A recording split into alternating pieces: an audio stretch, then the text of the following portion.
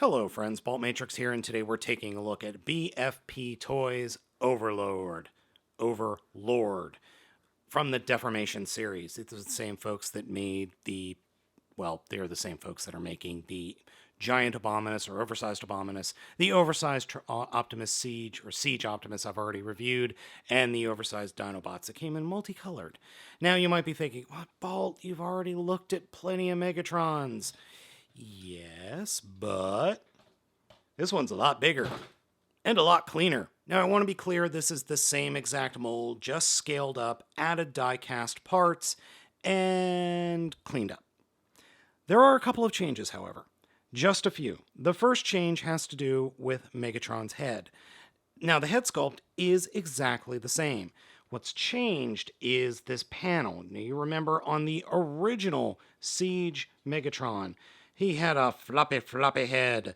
That's not the case here. This figure, that head doesn't want to move all that much. That's because it locks into place. The other big change has to do with the forearms. They have open panels for moving the hands in and out. And you might be wondering, well, okay, great. I think that looks a lot nicer. Now there is a detriment because that is really hard to get these fists out because these pins are very tight. Unfortunately, those are the tight pins. The loose pins are there in his hips. But there's a reason for that. That's because a lot of this is die-cast.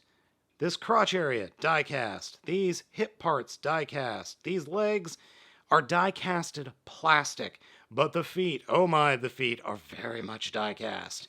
So there are a bunch of die-cast parts on this guy that make him a little bit more top-heavy than he should be. And I'll stop aiming right at the crotch for you.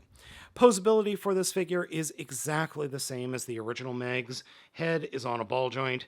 There is a swivel in the arm and a hinge, though you do have to move that piece out of the way in order for the hinge to fully go, and I do realize I did have that mistransformed. Swivel just above the elbow, 90-degree bend at the elbow, no fist articulation. Torso articulation is slightly ratcheted.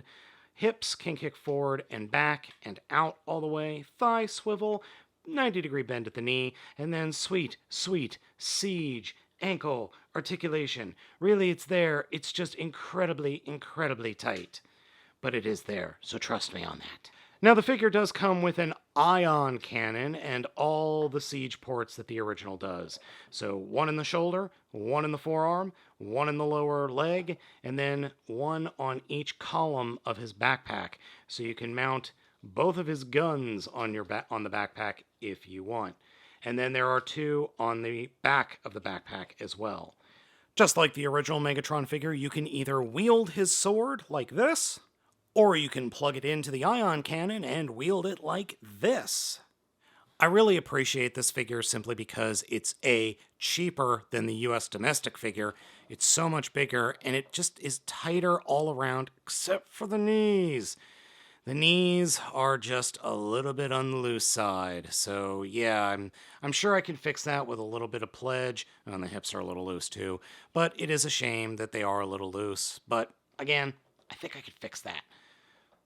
I can't argue with the look, though. It looks so much better clean as opposed to schmutzy. All right, we're going to go ahead and get into transformation now. To start off with, turn the fists, open them up, open up the forearms, and fold the fists in. And I meant turn the forearms, open the inside up, fold the fists in, and then close it. And then we can kind of grab the backpack and push the entire head up, unpeg it, unpeg the treads, and fold them up and unsnap everything. Push the head in, open up the treads, and then fold the little front in and peg it into place up front like so. Then take the arms, fold them up, flip up the hammers, the shoulder hammers, and add in the ion cannon. I love the fact they call it an ion cannon, not a fusion cannon. Like that. And then, I did forget one bit. You want to open these up and slide them down into place. Little pegs are there. They will connect on the inside. And little sneaky Megatron will remain sneaky. Turn the legs 180 degrees. Come down to the feet. Collapse the heels up into the bottom of the feet. Then come to the inside of the legs and open them up. And then do the... oh, right. Fold it out and then fold it, rotate it in. Close that up. And then peg it into place, assuming you can get everything lined up correctly. And finally, take the sword, turn it around, or flip it around, and slide it underneath the turret, and peg it in, and we are done. And it's obviously the same as the original mold, just slightly bigger. I think it works. I think it works really well. This, combined with the larger Siege, which is currently out in my car in a giant bin right now after taking it to visit some friends, they're great.